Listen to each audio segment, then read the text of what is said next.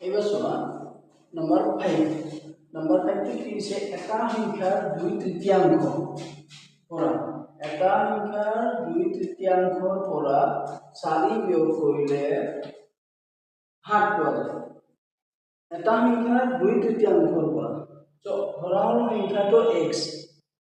তাই 2/3 সমান কি হ'ব 2/3x যেটো সংখ্যাটো x তাই 2/3 অংক মানে 2/3 2/3x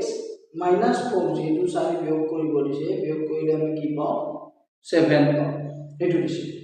so 2x/3 equal 4 to minus হৈ আছে লেফট সাইডে তো রাইট সাইডে নিলে কি হ'ব এটো প্লাস হৈ যাব যেটো মাইনাস হৈ আছে মাইনাস টু রাইট সাইডে নিলে তোমাৰ প্লাস হৈ যাব so 7 plus 4 equal 11 হ'ল so 2x/3 equal 11 2x equal etu ipine 3 to divide হৈ আছে left side so right side gole পূৰণ হ'ব multiplication so 11 into 3 equal 33 also ultimately 2x equal 33 or x equal কি হ'ব 33/2 মই এটো এটা লাইন লিখিলো ডাইৰেক্ট কৰিছো 2x equal 11 into 3 পাইছো so x equal কি পাইছো 2 to যেটো পূৰণ হৈ আছে গতিকে তোমাৰ কি হ'ব ইপিনে হাত হ'লে 33/2 so নিৰ্ণয় সংখ্যাটো হ'ব 33/2 এইবাৰ এটা সংখ্যাৰ 6 গুণ 24 সমান ধৰা হ'ল সংখ্যাটো x গতিকে সংখ্যাটো 6 গুণ 6x equal 24 x equal কি হ'ব যেটো 6x 6 টো পূৰণ হৈ আছে ইপিনে আমি কি ডিভাইড কৰিব x equal 24/6 6 এৰ 24 ডিভাইড কৰিলে 4 হ'ব so নিৰ্ণয় সংখ্যাটো হ'ব 4 এইটো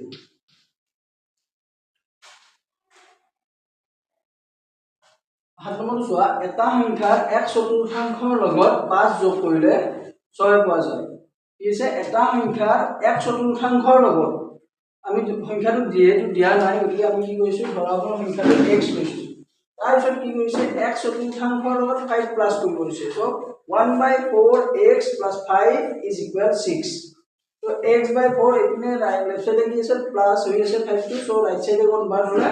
ই মাইনাস হৈ যাব 6 minus 5 equal 1 so x/4 equal 1 और x equal কি হ'ব যেটো এটো ডিভাইড হৈ আছে রাইট সাইডে যোৱাৰ লগে পূৰণ হ'ব 4 into 1 that's equal 4 so নিৰ্ণয় সংখ্যাটো হ'ব 4 ঠিক 8 নম্বৰ চোৱা এটা সংখ্যাৰ 3/4 সমান 12 সমান এটা সংখ্যা তার যদি 3/4 পাই ন তেতিয়াহলে ইকুয়াল কি হয় 12 তো ধৰা হল সংখ্যাটো x যেটো আমাৰ কি হয় সংখ্যাটো x বুলি লৈছো তো 3/4 3/4x equal 12 3x/4 equal 3x equal কি হ'ব 4 to divide হৈ আছে এখানে আহিলে রাইট সাইডে আহিলে মাল্টিপ্লিকেশন হ'ব তো x equal কি হ'ব যেটো পূৰণ হৈ আছে ডিভাইড হৈ যাব তো 12 into 4 divided by 3 3 এর 12 कैंसिल কৰিলে তোমাৰ 4 হ'ব 4 4 যা 16 তো নিৰ্ণয় সংখ্যাটো হ'ব 16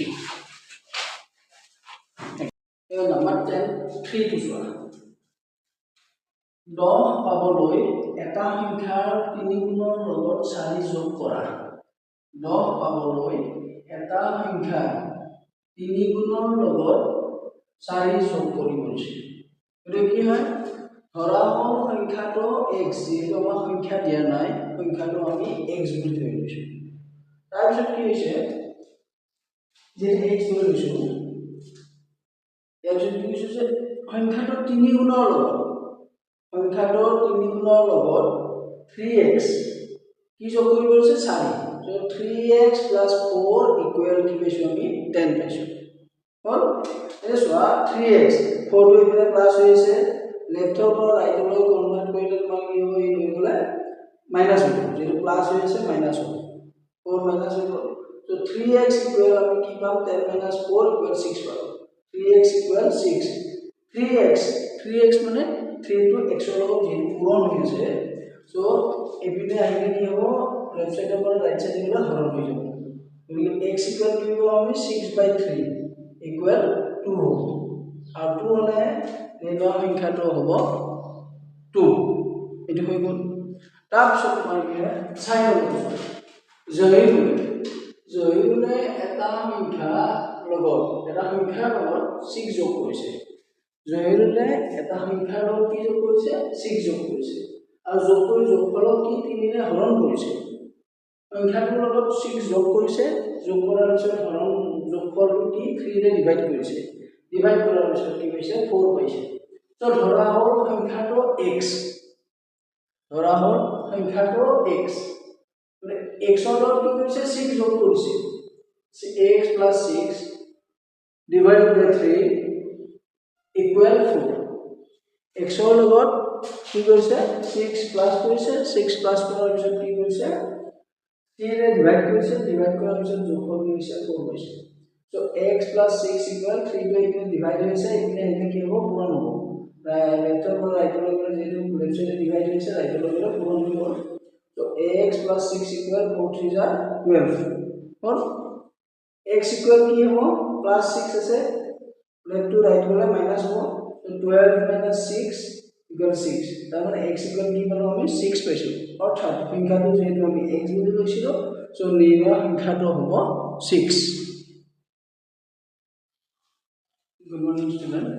আজি সপ্তম শ্ৰেণী 4.3 সৰল সমীকৰণৰ 4.3 এক্সাৰসাইজটো আলোচনা কৰিম আৰু তোমালোকে ভিডিঅটো চাবা ভিডিঅটো চালে নিশ্চয় উপকৃত হ'বা 4.3 এক নম্বৰ আছে যে সংখ্যাবোৰৰ বাবে সমীকৰণ গঠন কৰা আৰু সমাধান কৰা প্ৰথমতে আমাৰ সমীকৰণ গঠন কৰি আছে তাৰ পিছত আমাৰ কি হ'ব এইটো সমাধান কৰি নিৰ্ণয় কৰিব আছে এইটো ওলাব আছে ইয়াত আমাৰ এটা সংখ্যাৰ 5 গুণৰ পৰা 7 বিয়োগ কৰিলে বিয়োগফল 8 হয় এটা সংখ্যাৰ 5 গুণৰ পৰা 7 বিয়োগ কৰিলে বিয়োগফল 8 হয় ধৰা হ'ল সংখ্যাটো x যেটো আমাৰ সংখ্যাটো দিয়া নাই গতিকে আমি সংখ্যাটো x বুলি ধৰি লৈছো তাৰ পিছত কন্ডিশন কি দিছে চোৱা according to question 5 গুণৰ পৰা 5x সংখ্যাটো 5 গুণ কৰিলে 5x হ'ব বিয়োগ 7 5 গুণৰ পৰা 7 বিয়োগ গতিকে 5x - 7 = 8 তো 5x কিয় কৰিছো যেহেতু 5 গুণ কৰিছো সংখ্যাটো 5 গুণৰ পৰা 5x - 7 = 8 so 5x equal কি হ'ব 7 টো এইপিনে মাইনাস হৈছে যেতিয়া ৰাইটৰ পৰা লেফট সাইডে লৈ যাম তেতিয়া এইটো কি হ'ব বা লেফট সাইডৰ পৰা ৰাইট সাইডে লৈ যাম তেতিয়া 8 + 7 = 15 হ'ব so x equal কি হ'ব 8 + 7 15 divided by 5 equal 3 নিৰ্ণয় সংখ্যাটো হ'ব 3 এইটো নেক্সট কন্ডিশন নম্বৰ 2 এটা সংখ্যাৰ 1/3 5তকৈ 2 বেছি এটা সংখ্যাৰ 1/3 যদি লওঁ ধৰা সংখ্যাটো আমি কি দিছে যে ধৰা হ'ল সংখ্যাটো x x ৰ আমি কি কৰিছো 1/3 1/3 x কি হয় 5তকৈ 2 বেছি গতিকে 1/3 অংশ যদি লওঁ তেতিয়া আমি এইটো কি হ'ব তাৰ পৰা যদি 5 বিয়োগ কৰো তেতিয়া আমাৰ কি হ'ব 2 বেছি তাৰ মানে 5তকৈ 2 বেছি হৈছে সেইকাৰণে এই 1/3 পৰা আমি কি কৰিছো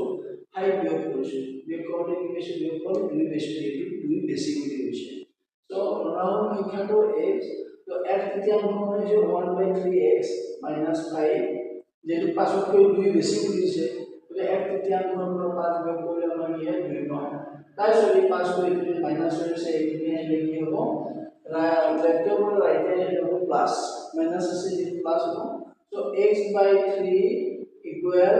+ 5 = 7 तो x/3 = 7 পালো